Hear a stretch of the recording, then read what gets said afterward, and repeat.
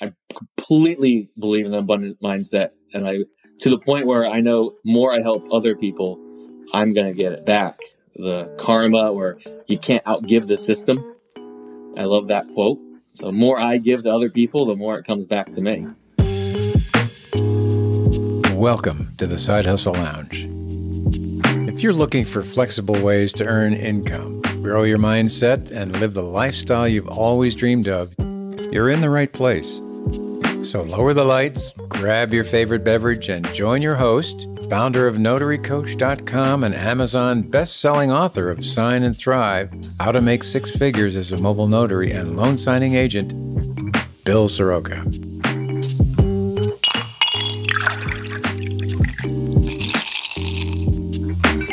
Cheers and welcome to my guest today, Adrian Smude. Adrian is a self-described mobile home problem solver. Adrian, welcome to the Sidehustle Lounge. Thank you for having me, Bill. It's absolutely my pleasure. I've been looking forward to this conversation because your particular niche is about the only area of real estate that I'm really intrigued about. But I think we better unwind it a little bit. What the heck does mobile home problem solver mean exactly? Well, to keep it simple, it just means that I solve people's problems that own mobile homes. And we think of a lot of times in the real estate investing world, people just say, I'll give you cash. And that doesn't always work. I like to look for what is their true problem. And then what tools have I learned from different mentors and educational classes I've been to apply there that hopefully I can still make some money and solve their real problem, not just say, hey, I'll give you a bunch of cash or I'll give you a little bit of cash is really what people usually think about when they think about these older mobile homes. They think about just giving them a tiny bit of cash. Yeah, I think that that's what probably drew me to it. Is it was back then, this was in the early 2000s when I first heard about this. It was an unblazed trail, and there was just so much opportunity because people underrated it. It was just really underrated, right? And I'm sure it's gained some traction since then. But what led you to mobile homes? Well, the quick story of my real estate investing career started in 2002. I was a landlord. I was being evicted from my landlord, and I decided to become a landlord by buying a house. And remember back then, banks didn't really care who you were; they just give you money. Throwing money out everywhere. So I bought a house. I moved my friends in that helped me get evicted, and that was I lived for free, basically. I did that for a few years. I ended up having a short sale, my second property I ever bought. I bought it at the top. The long story short there is it made me very conservative. And I thought, we've been at the top, quote unquote. We can't go any higher. The prices are crazy about 6 or 7 years ago. So I've been incredibly wrong. Right. But because of that, I was too scared to buy those single family, beautiful houses that most people buy and rent. And then I just started listening to the seasoned investor at the meetings. And in my area, most of them talked about mobile homes in some sort of fashion. I said, well, these guys and girls know more than me. They've been doing this longer than I've been alive. So I listened to them, and the cash flow is phenomenal. Really? I mean, most of the time, I'm getting 4 to 10 times the cash flow that I was getting out of a site-built home. Wow. Well, that's pretty significant. Yeah, it's massive, but you don't get, the quote-unquote upside, the equity, all these other pieces that a lot of people want. But one of my coaches helped me realize that what I wanted at this point in my life is cash flow, because that's what I eat off of. That's what I wanted to live off of. So we decided to forget about the rest of the benefits of real estate. If they happen, it's a plus, and cash flow. So cash flow is what excites me about mobile homes.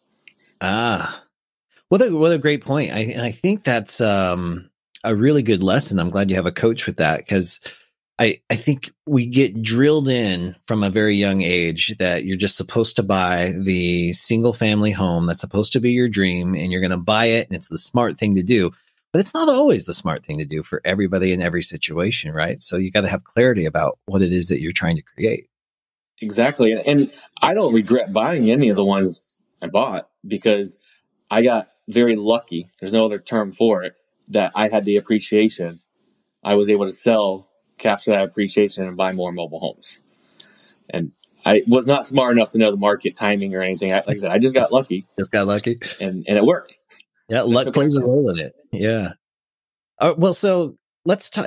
Before we even started recording, you mentioned that there's 3 different types of investing in mobile homes. Can you break that down for us? Yeah. So we have we'll say the smallest deal possible. And this is just going to depend on numbers in your market, but still it's going to be the smallest, is when you buy just the mobile home. And it's typically on a rented land. So lot rent is a common term for it. And it's usually within a mobile home park. A lot of people like to buy them and then sell them as a rent to own or just rent them. We've done a few of these. Some things I don't really like is the park manager makes all the rules. So you lose a little bit of control. You also have that lot rent that's never going to go away. And you can assume it's going to go up every single year. So you lose more control there. But they're really, really good ROI. They're relatively cheap to compare to everything else in your market to get into. So you can build really fast. Then there's the whole mobile home park. Like I said, the one that makes all those rules. There's 2 main ways to run those. You can run one as a flat apartment complex where you own the homes and the person lives there, just pays rent. Oh, okay. Or you can own a big parking lot where you own just the dirt, the asphalt, and everyone owns their own home and they pay every month to park there.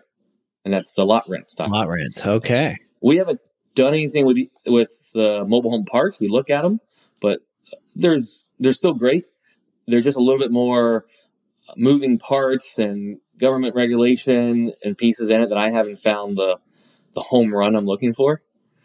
But we have stuck to this middle area that seems to be this like forgotten, hidden class within the mobile homes. Okay, tell me about that. The single unit with the dirt. So it is a real estate transaction, buying the home and land together. And it could be in a neighborhood that, just like any single family neighborhood, but they all happen to be mobile homes.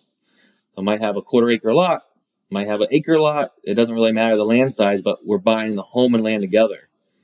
So we're getting, from me, the land value that if something happened, like let's say a tornado or hurricane blew away the home, I still have land, and then I get rental income. Interesting. So the mobile homes we're talking about are permanently affixed to that land, right? Exactly. So they strap them down with these metal straps, and then they sit on blocks like piers, just like a wood frame home. And it works. It's forgotten is one of the reasons we were able to be successful so quick, is no one knew about them. And I would go to meetings, or everyone I talked to, I tell them about it. And they kind of look at me weird and say, isn't that a terrible investment? And I jokingly said, you're right. They're terrible. Bring me all your leads. Right. I like that strategy. So tell me what makes it so attractive? In my area, so I'm in Central Florida, in between Tampa and Orlando. And I really focus, probably the bigger city people know about is Lakeland, because it's hit a lot of these charts of the best rental market in the U.S. and all these different newspaper headlines. But there, it's not that negative stereotype to live in a trailer or a mobile home or manufactured home, because people value the land. They want privacy. They want to live on a 1/4 acre, or really they want to live on an acre, and they just want to be left alone. They don't care that they're renting, or even if they're going to buy it. They want to be able to bring their animals and live there in peace. And it doesn't matter that it's a mobile home, a manufactured, a site-built block home. And then on top of that, it's a cash flow. So it's those two combined that attract me to it so much. Yeah, and there's pockets of that everywhere in the country, right? It's not just doesn't have to be in Central Florida. I know in Arizona we have lots of those communities, lots of people who don't just want to be left alone. And it doesn't come with a stigma. For me, it's been a little more in the rural areas, but I know people doing well in, we'll say, downtowns. Sometimes the city limits try to give them a little hard time because they just want higher tax dollars. So they want you to get rid of the trailer and put a site build or 4-story building. But it still works. There's still people need affordable housing. And that's the market we're really in. Well, that's huge right now because just about everywhere housing is ridiculous right now. So that kind of brings me to the next question is you mentioned cash flow. So why is it so much easier to reach exciting cash flow with this particular type of home? Well, our starting out niche happened to be 1960s and 70s. So these really old ones that people are just scared of. Even if they're falling apart, they cannot get bank financing when they're that old. Mm-hmm. And so price really drops because you have higher risk because they just weren't built as strong before 1976. And really not many people want them older than the 80s. And if you don't have bank financing, that really leaves investors and someone with cash. But our society has taught people if you have $20,000 in cash, you don't buy a free and clear mobile home. You buy a down payment on a $200,000 house. Right. And you make payments on it. Mm-hmm. So really that's how I got into it. And I just found that it works. And the cash flow is higher because there's quote unquote higher risk, but I'm comfortable with the risk. And I mean, that's the short of it. Yeah. And so, it sounds like, or what I'm hearing, you tell me if I'm wrong, you're paying cash for it. So you don't have mortgage debt or mortgage service that you have to take care of. So that $20,000 becomes $12,000, $15,000 a year in cash flow.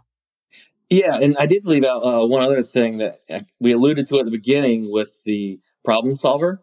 Yeah. Is a lot of people in the mobile home space, they already know about seller financing. It's not this brand new term to them because a decent amount of people bought on that.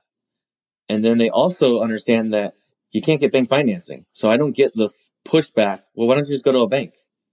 Oh, yeah. Used to get on the site built homes. Right. Someone's, whatever they're asking, for the most part, I will give it to them on payments if I can get the right payments. And it's been a lot easier for me to get owner financing. So you're getting owner financing from the homes that you're purchasing. So they're covering it. You give them a down payment. They walk away. You take it over and then you rent it out, or do you resell it? My favorite strategy is just to rent it. We have done a little bit of rent to own, but I like to keep the business as boring as possible. So putting someone in there that's hopefully going to stay for the rest of their life and take care of the place, that's my goal. Nice. How many? Well, is the price point that you threw out? You mentioned 20,000. Is that kind of in Central Florida? Is that realistic, or does it go up from there? 3 years ago, I was finding them in the mid 20s, all in. We found a bunch of them. Today, I'm not finding them at that price. A few reasons. I am buying a little bit higher quality of a home. So I've been buying a little bit more like in the 90s. I still will buy an older one, but I'm looking for less management and maintenance these days because we've already built to a good place. When we were estate building heavy, I bought pretty much anything that would work. Now I'm pickier. So today we're closing in a few weeks on a property, about $100,000. It's a beautiful 1997 on an acre of land. It has a newer roof and a newer AC, and it's got a really good structure. So for me, I have that value of those extra pieces, and I have that acre of land. Yeah, that it's still going to cash flow, not as well as the older ones, but it's my lotto ticket, I call it, because it's in the path of progress. And I'm hoping a developer one day is going to offer me multiple $100,000 for just the land and then build a $750,000 house. Right. But if they don't, I have cash flow. You've got the cash flow. Right. I like this strategy. Do you, how do you find these types of properties? A few different ways. I do all the traditional marketing. I replace the word house with mobile home, and it all works. We've bought properties that way, but half of the deals throughout my 6 years of really focusing on mobile homes have come from networking.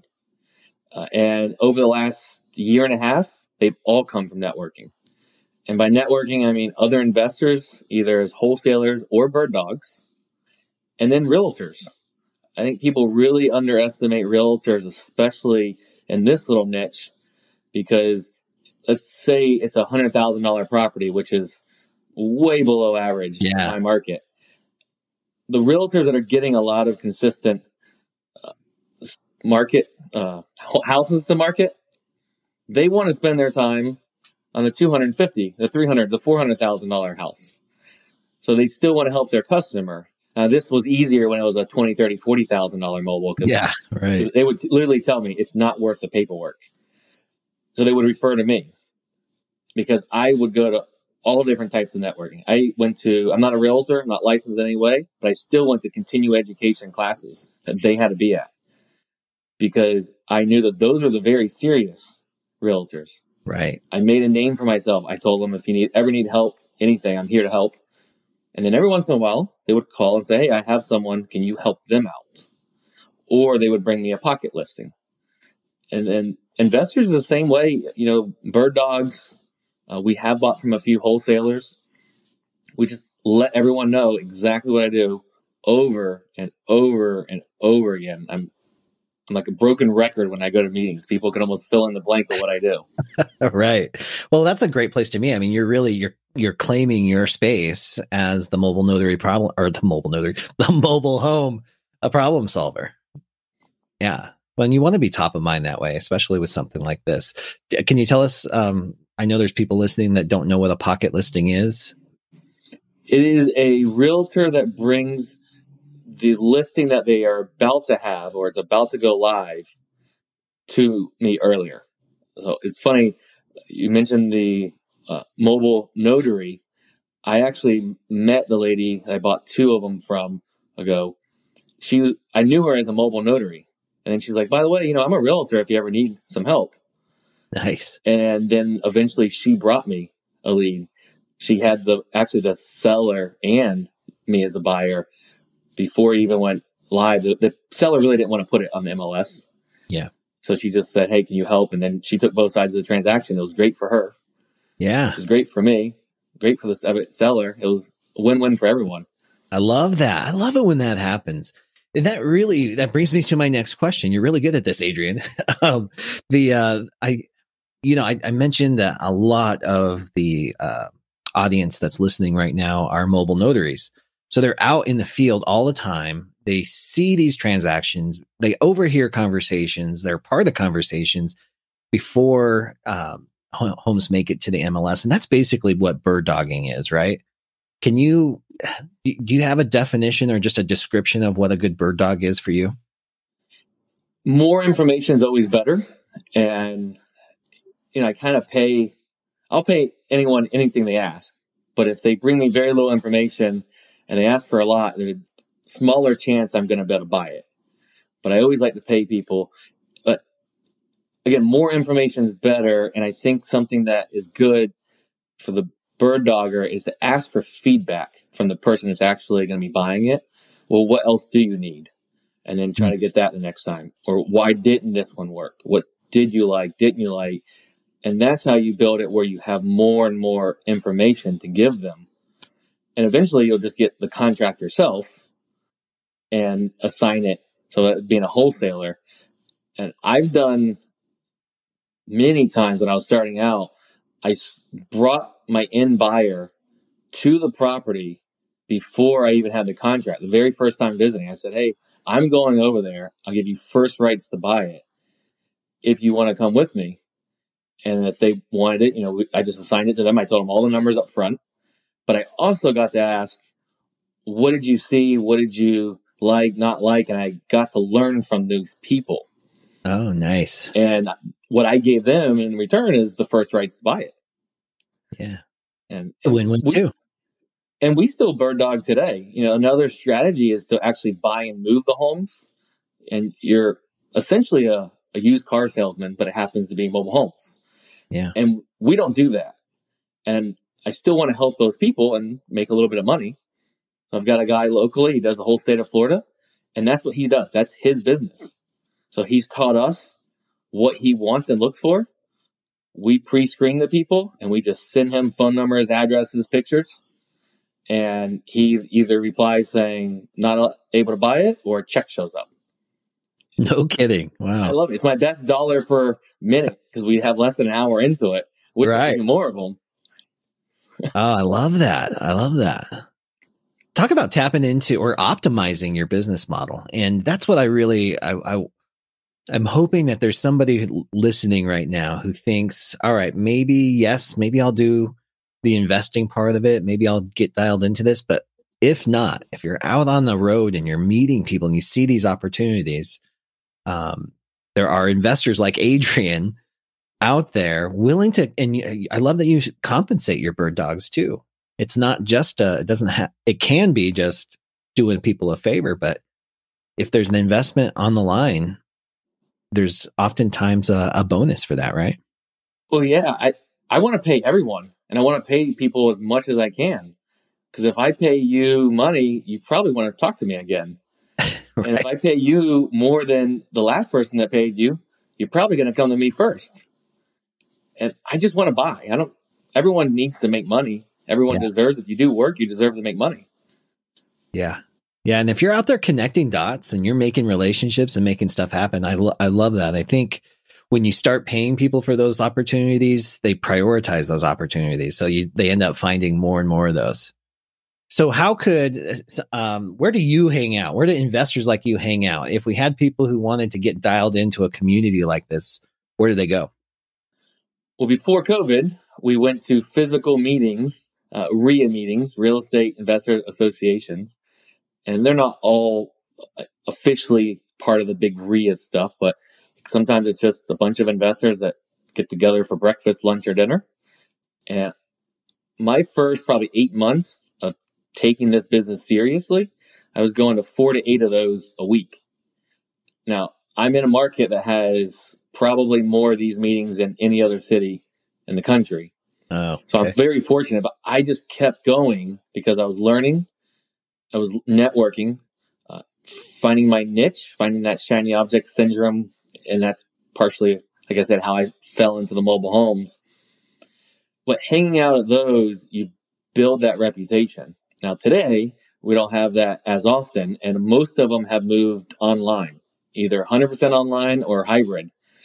So now you can do that all over the country. I mean, I know people that are here in Florida that are on meetings in California every week. And so getting online, a lot of that has also moved to Facebook groups. There's tons of Facebook groups out there. I'm in a few hundred of them. Unfortunately, I can't keep track of them, and now it's all confusing. And I started joining them. But it's another great place to network. For me, I went to all of them, same thing with the Facebook groups, but I found the few that just resonated with me more. And I'm very diligent about making those meetings or making those Facebook groups or whatever online form, and just doing whatever I can do to add value, even if it's just saying, welcome to the group. I hope you do well. If I can ever help you with something in my area, let me know. I mean, it's simple as that, just helping people, letting them know you're there. Yeah. Means a lot. That's huge. And I'm telling you, Adrian, you're like an intuitive when it comes to these things. So I was just going to ask you, how do you add value to your communities? Do you, and it sounds like you've got an abundant mindset too. Like you're not worried that there's going to be too many mobile home investors. Is that true? Exactly. I completely believe in the abundant mindset. And to the point where I know more I help other people, I'm going to get it back. The karma, or you can't outgive the system. I love that quote. Yeah. The more I give to other people, the more it comes back to me. I love that. I love that. And speaking of that, you wrote a book about this business too. What's the book about? It's a story form of my journey. And within that journey, I'm teaching about mobile homes. So I'll be talking about a deal and I stop and talk about the tie downs. and different pieces that you need to know. And it's like you just said, the abundance mentality. If you are a hardcore action taker, you can read the book and go take action. You know, it's, if not, it starts you out and it gets you, either interested and say, hey, I like mobile homes and I want to learn more. And if not, you're like, well, mobile homes scare me for whatever reason. Like multifamily scares me, but it's good to know that ahead of time before you really get into it. Yeah, right. A journey while teaching.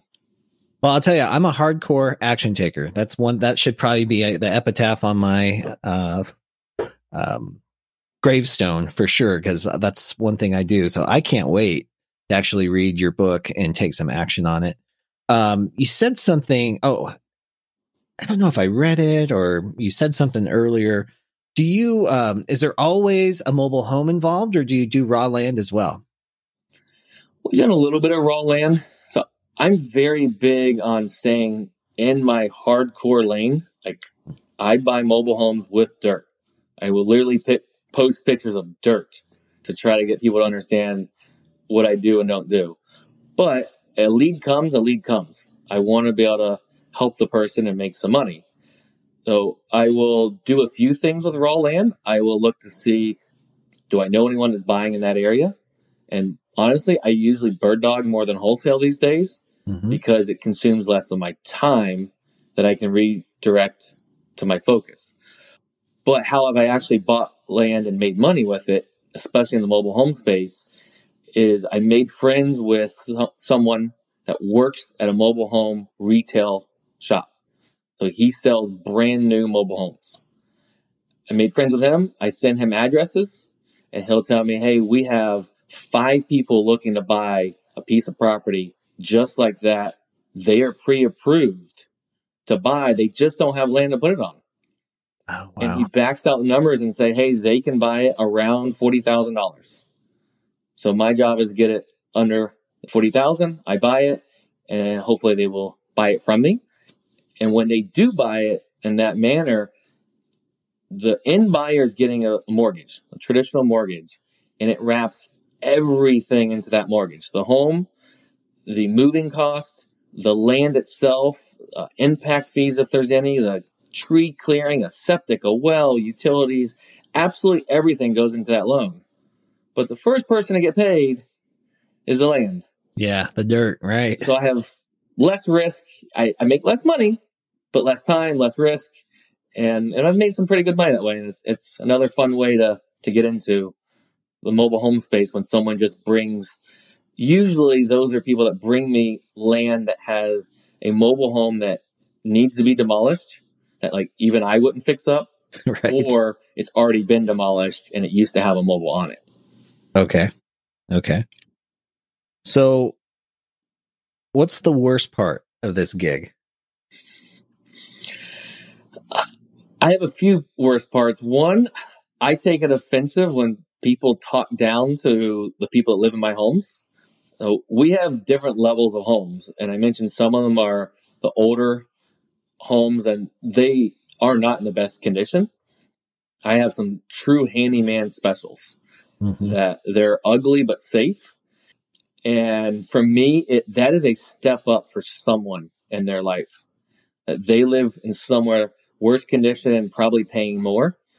And I'm giving them a different opportunity. And sometimes they're going to have to do some work, paint it, put some skirting on, the non-dangerous pieces of it.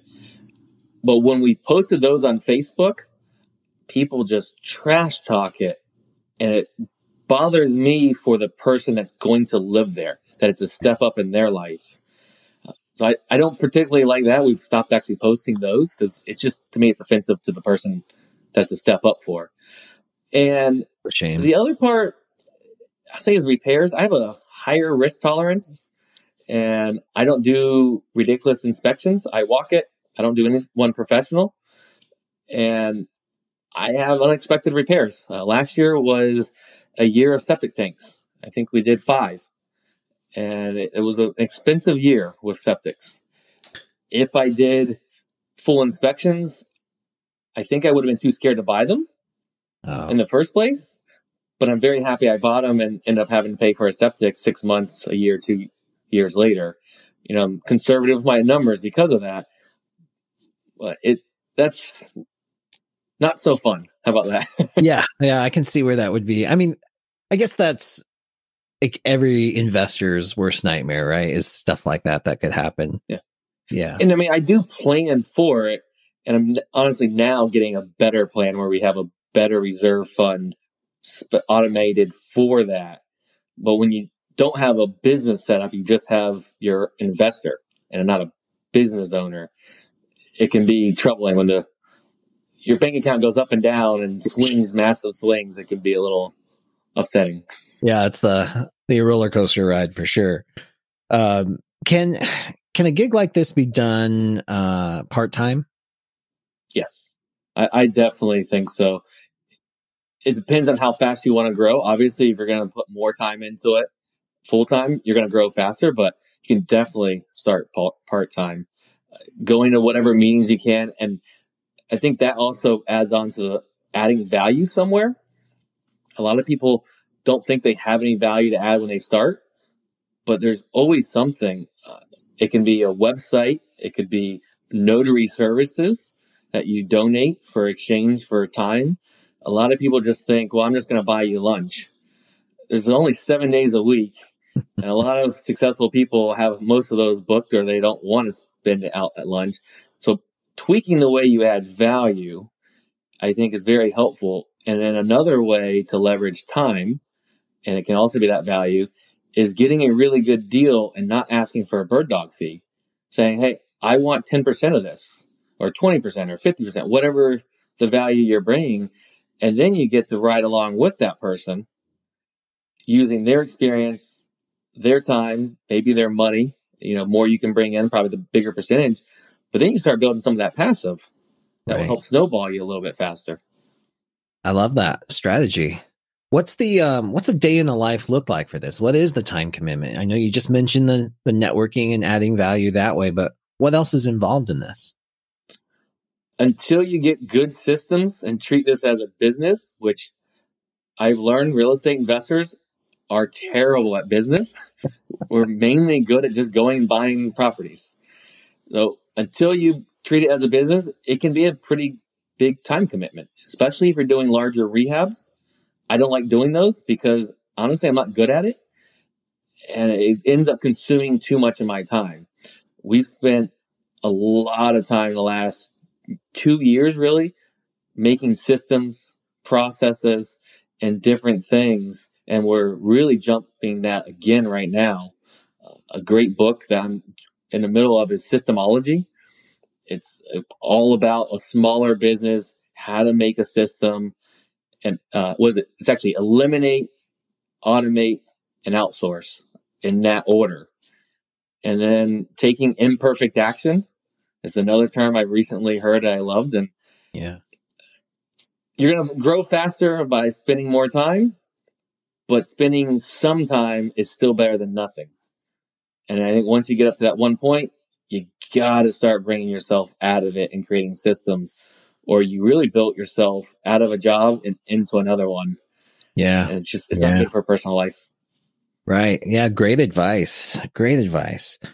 So in your experience, as you've been going through this through the years, who do you think is an ideal candidate for a venture like this?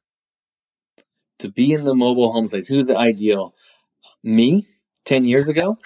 That's what I relate to the most. But, yeah. I mean, I think it's someone that is frustrated with their current returns, wherever they're getting them, or they can't find any deals. I don't think you have to have bought any real estate in the past, but you're just not happy with a 4, 5, 8% return on your money, and you're focused on cash flow. Now, if you don't need cash flow, you're a high net worth investor that needs the depreciation and other things. This probably isn't the best for you unless you want to be a lender. But someone that's really wanting cash flow and is willing to do some work, because it is still relatively a hidden niche. It is growing in the last probably 6-8 months. I like to joke around that people are finally coming down to my level, quote unquote, and settling with these mobile homes that make tons of money because they can't find it anywhere else. And now they're finally coming down, and it's affordable housing space as well. So for me, that gives me a non-dollar gratitude to be able to help that segment of people. Yeah. Because it's not being helped now. I can see where that would be like the absolute most rewarding part of this is I see these terribly sad stories in social media, some of the groups of my community and things like that. People are jacking rents $500 to $800 a month, and families can't afford these. So if you could provide a solution for that, significantly lower, that would be very rewarding.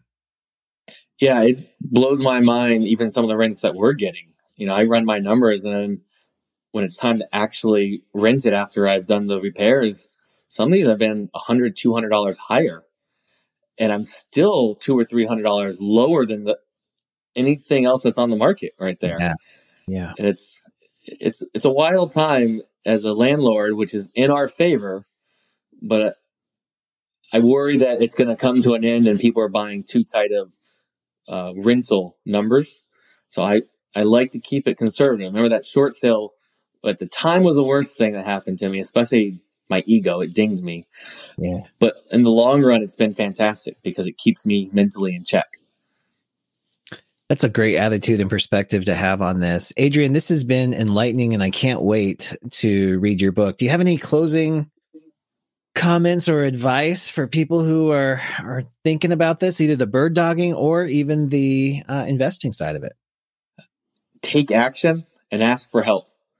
Seasoned investors want to help people that are actually taking action and not just talking about it.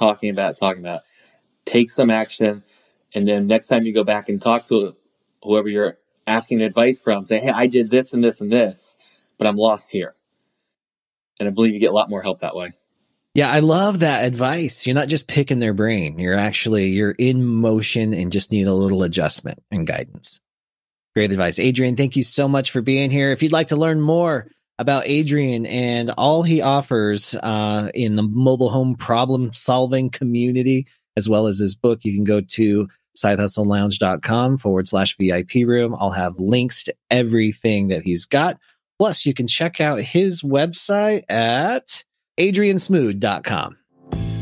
Thank you so much for listening to the Side Hustle Lounge podcast. You know, if you follow me on Instagram and social media, you already know that my pets play a huge role in my life, and I include them as part of the family. They are part of my why. Dexter and Violet bring so much joy and love into my life that I always want to make sure that they are well tended to and healthy. That's where my Toto pet insurance policy comes in. Toto was voted best pet insurance company in 2021 by Forbes Advisor, and it's known as the pet insurance company with a heart and without the gotchas. There's no network of obscure vets that I'm forced to choose from, so I get to pick my pet's doctor. And then, depending on the policy I select, I can be reimbursed up to 90% of the vet bill.